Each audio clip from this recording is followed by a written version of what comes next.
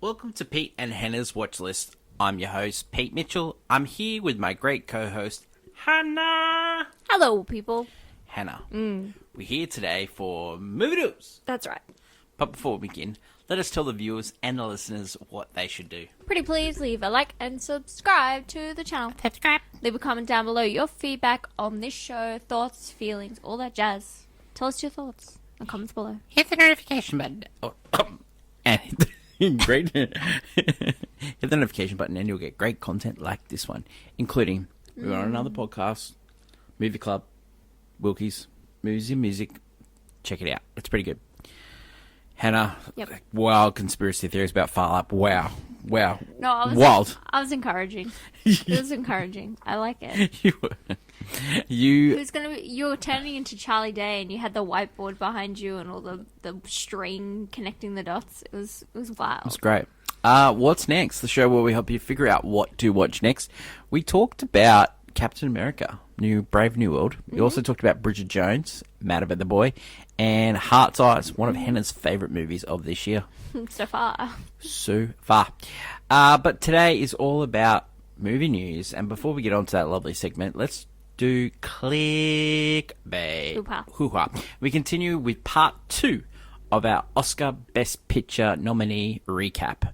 Let's start with the great picture. The some say The dark his horse. favourite Yeah. for the Oscar now. The underdog dark horse Yeah. of the picture race. Anora, Annie, a stripper, meets a Russian oligarch's son. Lady of the Night. When they quickly marry, the family rush to have it annulled. Yes. This movie, I think it's broken into 2 parts. The first part is like them getting together, and the second part is like the family tree broken up. The second part is way better than the first. I think the first part is way too long. The first part goes for is the first 30-ish minutes. Yeah. Oh, if I think not it goes for more. longer. It's very long, this whole building this connection between these two characters when it, ends up fizzling. It's quite odd. I find it very odd because I think the character Mikey Madison plays, which is Nora, her character... BAFTA winner. Yes, she seems to kind of be in it for the money, but then, why is she so and you're thinking she's hell-bent on keeping the marriage for money, but she's actually there for love.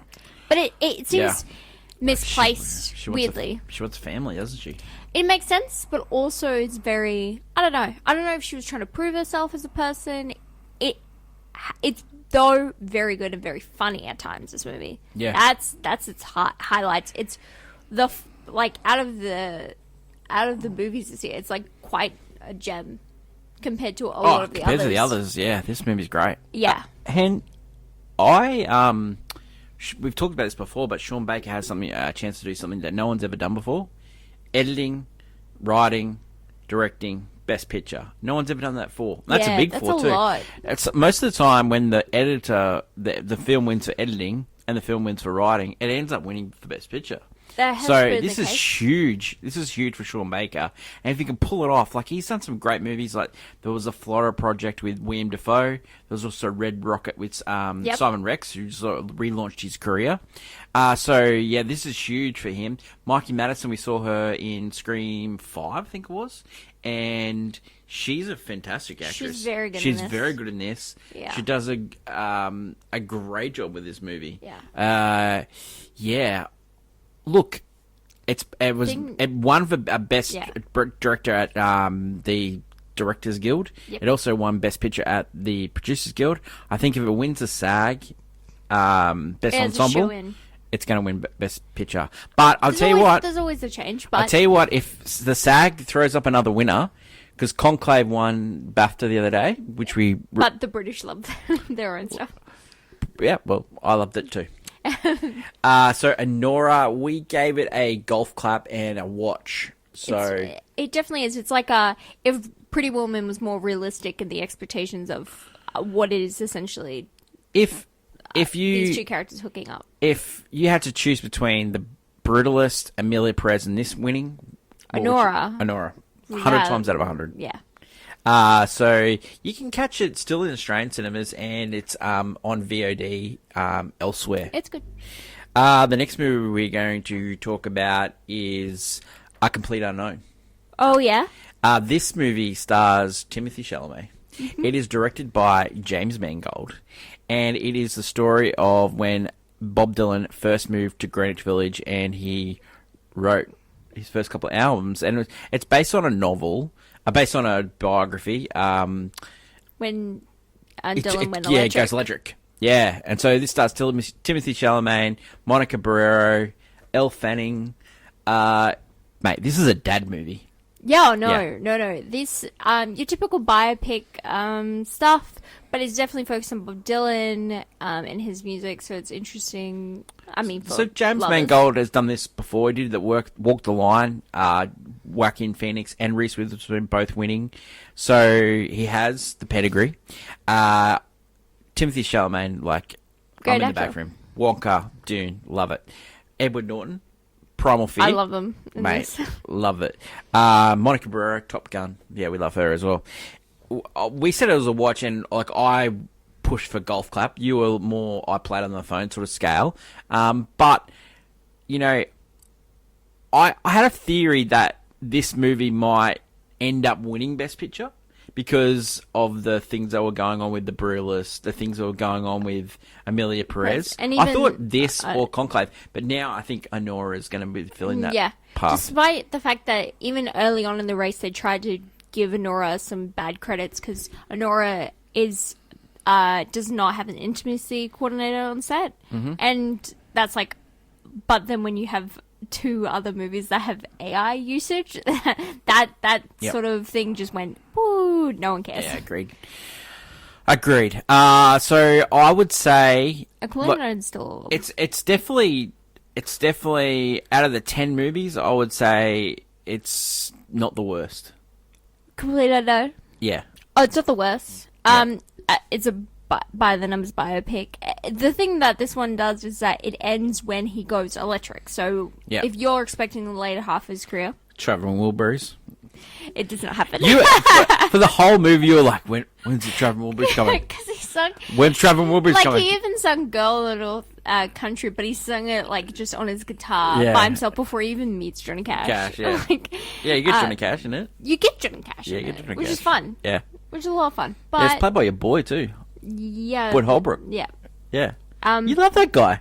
Yeah, I do. Yeah. Why do you love that guy? Right now, I can't. I don't. Well, it's from Logan. He was also he was the bad guy in Indiana Jones. Yeah, he's in something else. Yeah. But you just love that guy. I see it. But also, he was very entertaining as Johnny Cash. Because I think Johnny entertaining, Cash was way more entertaining Yeah. than Bob He's like Dylan. smashing cars and stuff like Bob that. Dylan's not that. He's just a guy. I That think. just likes music. Yeah, I think he's boring. He's quite. He doesn't even do hard drugs. Yeah.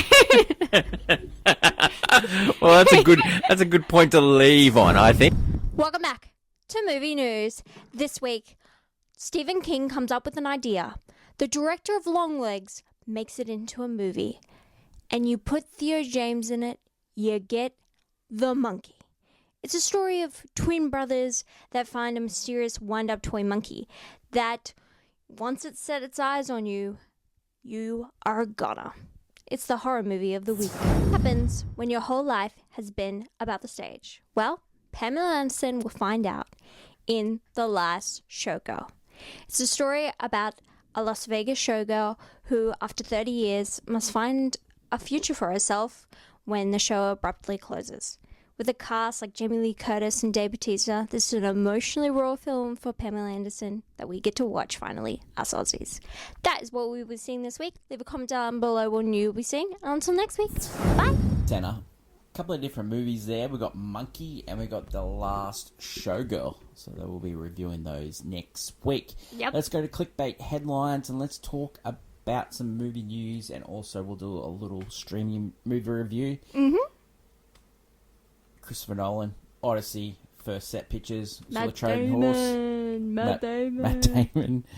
Mia Groth is going to be a siren as well. So, Cute. yeah, that movie. Yeah, I just don't want to know anything about it. Let's just let it cook. Just I let it cook. don't even want. Let the boy cook. BAFTA Awards, big winners, Conclave, we talked about earlier in Of course. the recap. Brutalist, Best Director, Best Actor for Adrian Brody, Mikey Madison for Honora. So it'd be interesting to see what happens in SAG for those awards. Maybe Conclave. You never know. Never know. But the British love themselves, so That's they were true. going to pick. It was one Best British Film and Best Film. This is true, Hannah. This is true. So let's talk about a little bit of a streaming movie there on Apple TV Plus. It's called The Gorge, directed by Scott Derrickson, who did Doctor Strange. Yes. Which we ended up watching the other night. Still a great film. Still a great film. It stars Anya Taylor-Joy and Miles Teller. They're two soldiers on two sides of a gorge, and they're sort of set up by Sigourney Weaver. Oh, yeah. So, yeah, it's some great Easter eggs in here. You've got Anya Taylor-Joy playing chess, and you've got Miles Teller playing drums for their famous roles.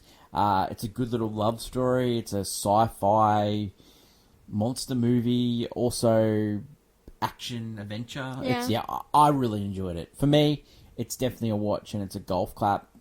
It's one of my top movies. And the chemistry between Anya Taylor-Joy and Miles Teller is actually quite good. That's interesting. It's very rare, I think, nowadays to find great chemistry in movies. I don't know. I think she can have chemistry with a pole. Man, she could. She can do it. She had chemistry with Timothée Chalamet as his sister in Dune Part 2. Yeah. That's right. Oh, I love you. Yeah, that's right. That's weird. She's great. Hannah, that is it for today's show. Next week, Last Picture Show, last show girl, and Monkey. So that should be it's a bit different from last week. Weird too far. You're also going away, and you're going to come back and you're going to tell some stories about Hadestown. Yes. Show that you're going to see in Sydney. Yes, it is just arrived to Sydney. So, Yeah, that should be awesome. Australian cast. That should be awesome for you. So look forward to hearing that in the next couple of weeks. Amazing. Yes. Great content dropping on the channel. We're going to drop the special bonus episode podcast on the weekend. Break it up into two parts of our conversation with Corey from Wookie's Movie and Music, his movie club. Talk about a range of issues and what's going on in cinema. And yeah. It's good. Enjoy that. It's good. Enjoy. That is it for today's show. That is lovely co-host Hannah. Long live cinema. And until we meet again, it's bye for now. Bye.